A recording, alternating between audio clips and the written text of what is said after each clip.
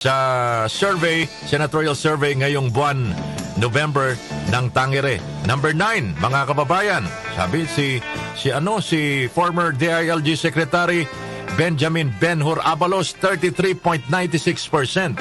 Kung ang eleksyon ay gagawin ngayon, pasok na sa ikasyam na pwesto si Attorney Benjamin Ben-Hur Abalos Jr., dating kalimo ng DILG at dating mayor ng Mandaluyong City ayon sa pinabagong 2025 senatorial race survey ng Tangere, mga kababayan. Ayan, no? Bilang alkalde ng Mandaluyong sa loob po ng 15 taon, kilala si Abalos sa mga programa nagbigay ng makabuluhang pagbabago sa lungsod. Sa kanyang liderato, pinarangalan ng Mandaluyong City bilang Best Child-Friendly City, Most Business-Friendly City at 7 beses na ginawaran ng Seal of Good and Local Governance ang kanyang programa Project Teach. Makikita nyo yan sa YouTube. Hanapin nyo lang at boses ni Brian Q ang nasa audiovisual presentation na naglalayong tulungan ng mga batang may kapansanan at kinilala ng United Nations Public Service Award bilang isa sa pinakamahusay na inisyatibo para sa public service. Sa larangan ng edukasyon, libre ang tuition po sa Mandaluyong mula daycare hanggang kolehiyo, pati uniforme, bag, sapatos, notebook at medyas ay libreng ibinibigay. Para sa mga senior high school students, may buwan ng allowance, sana all. At lahat ng grade 4 hanggang senior high school students ay binigyan ng libreng laptop.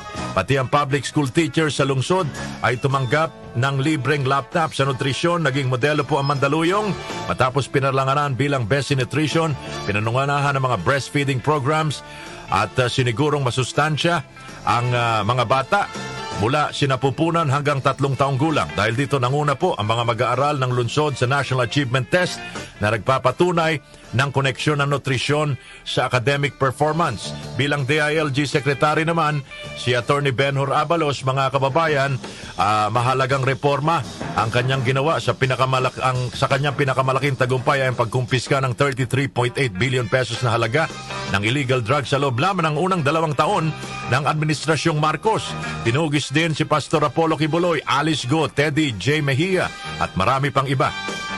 Itinayo rin niya ang mahigit 200 bagong fire stations at nagbigay ng mga fire trucks sa iba't ibang LGU sa ilalim ng pamumuno ni Attorney Ben-Hur Abalos. Inatasan niya ang mga LGU sa pamamagitan ng Memorandum Circular 2023-045 na siguraduhin ang pantay na pamamahagi ng benepisyo sa mga senior citizens. Kasama si Abalos sa Alyansa para sa Pagbabago 2025, ang opisyal na senatorial slate ng Administrasyong Marcos. Prioridad niya ang reforma sa Local Government Code upang mas malinaw na ipamahagi ang responsibilidad ng nasyonal at lokal na pamahalaan, pagpapabuti ng sektor ng agrikultura at pagkakaroon ng mas mababang interes para sa mga pautang ng mga magsasaka. Kasama rin sa kanyang advokasya at plataforma ang pagpapababa ng kuryente sa bansa. Maganda ito.